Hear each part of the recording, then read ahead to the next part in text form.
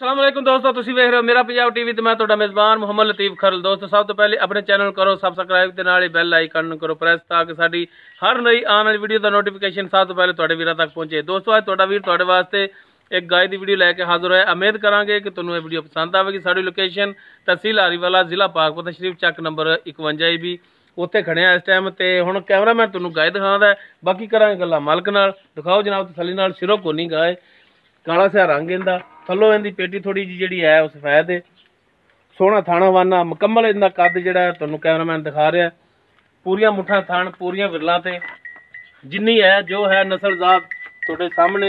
बाकी मालक तो पुछदास कर लांगे। सूई ये पिछे इंदे की है, बच्ची के बच्चा है, पिछे इसदे बच्चा है, वो भी तुहानूं दिखाने आ। दुध किन्ना कर रही जो हिसाब किताब है पुछांगे मालक तो। इन माड़ा जनाब टोर के भी दिखाओ जनाब, इत्थे ते भजदी रहेगी।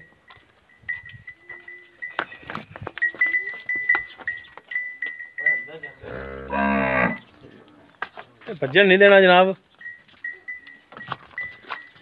टोरो हा माड़ा जा पता लगे टुरन दे विच भी ठीक है या नहीं। टुरन दे विच इहदे कोई मसला नहीं, बिल्कुल ठीक टुरी जा रही। लाओ जनाब।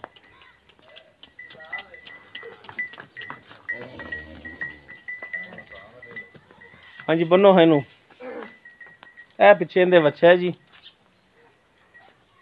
नस्ल जात तुहाडे सामने।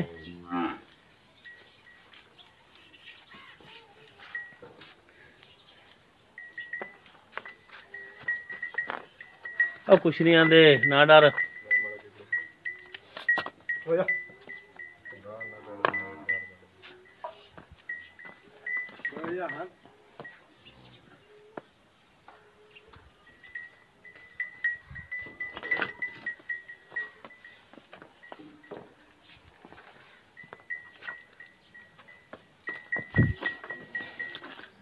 लो जी इन्नियां हो गई तसलियां। बाकी हुण करने जी मालक नाल गल। आओ जी जनाब, मालक भी बड़ा सारा ही है। अस्सलामुअलैकुम, की नाम है? हसनैन मुस्तफा। माशाल्लाह नाम तो सोहना है। उन्हें हो जाए थोड़ा चिकड़ तो। ये थोड़े वाल साहब नहीं है, उन्हें तो पूछया रेट शेट का भी सारा आओ ना वे प्यो ने इन्ना कुछ दस्या तुसीं इन्ना दस्सी खड़े हो? रेट वो दस्या जिहड़ा आपने। अच्छा ते हुण किहड़ी नस्ल जात दी है गाय जिहड़ी वलैतन गाय है खास वलैतन कि क्रास च किसे च? नहीं वलैतन खास। अच्छा वलैतन है।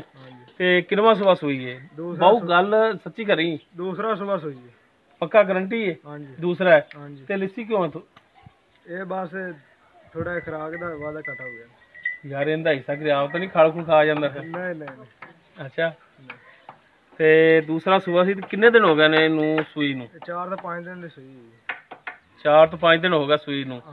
ਜਿਹੜਾ ਹੁਣ ਹਾਜ਼ਰ ਟਾਈਮ ਦੁੱਧ ਕਰਦੀ ਪਈ ਹੈ ਉਹ ਦੱਸਣਾ ਮੇਰਾ ਭਰਾ, ਤੇ ਗਲਤ ਬਿਆਨੀ ਨਹੀਂ ਕਰਨੀ ਤਾਂ ਕਿ ਚੁਆਈ ਕਰੀਏ ਤੇ ਦੁੱਧ ਪੂਰਾ ਹੋਵੇ। ਠੀਕ ਹੈ। ਕਿੰਨਾ ਕਰਦੀ ਪਈ ਦੁੱਧ? 8 ਲੀਟਰ ਦੁੱਧ ਕਰ ਰਹੀ। 8 ਲੀਟਰ ਇੱਕ ਟਾਈਮ ਦਾ ਜਾਂ 2 ਟਾਈਮਾਂ ਦਾ? 2 ਟਾਈਮ ਦਾ। ਅੱਛਾ ਹੁਣ ਇਹ 2 ਟਾਈਮ ਦਾ 8 ਲੀਟਰ ਦੁੱਧ ਦੇ ਇਹ ਬੱਚੇ ਨੂੰ ਛੱਡ ਕੇ ਜਾਂ ਮੁਕੰਮਲ ਨਿਚੋੜ ਹੈ? ਬੱਚੇ ਨੂੰ ਛੱਡ ਕੇ ਕਿੰਨਾ ਕੁ ਛੱਡਦੇ ਬੱਚੇ ਨੂੰ? ਬੱਚੇ ਨੂੰ एक थान या 2 थान छड़ी नहीं। एक गल करना, दो थान छड़ी, 2 थान छड़ के ते 8 लीटर दूध है इहदे थल्ले। अगर 2 थान दे अगले छड़ दे या पिछले? एक अगला छड़ दे एक पिछला छड़ दे। अच्छा साइड पर नहीं छड़ दियो अगला पिछला। अगर अगला पिछला थान दी चुआई करिए ते 4 किलो एक टाइम दा दूध देवेगी? घटदा तो नहीं?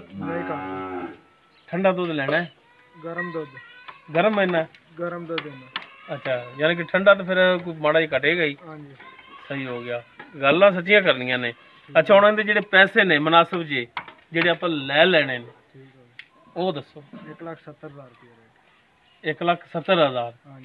ਤੇ ਇਹਦੇ ਵਿੱਚ ਜ਼ਾਹਰੀ ਗੱਲ ਹੈ ਹੁਣ ਤੁਸੀਂ ਇਹ ਡਿਮਾਂਡ ਕੀਤੀ ਹੈ ਆਪਾਂ ਇਹਨੇ ਲੈਣੇ ਤਾਂ ਨਹੀਂ ਹੁੰਦੇ ਕਿਉਂਕਿ ਘਣੇ ਪੈਸੇ ਵੀ ਚੰਗੇ ਨਹੀਂ ਹੁੰਦੇ ਤੇ ਕਮੀ ਪੇਸ਼ੀ ਤਾਂ ਇਹਦੇ ਵਿੱਚ ਫਿਰ ਕਰੋਗੇ ਨਾ? प्यार मुहब्बत रेट दे वाधा घाटा करोगे खुले दिल नाल? मेहरबानी। लो दोस्तों 1,70,000 भाई हसनैन डिमांड कर रहे हैं।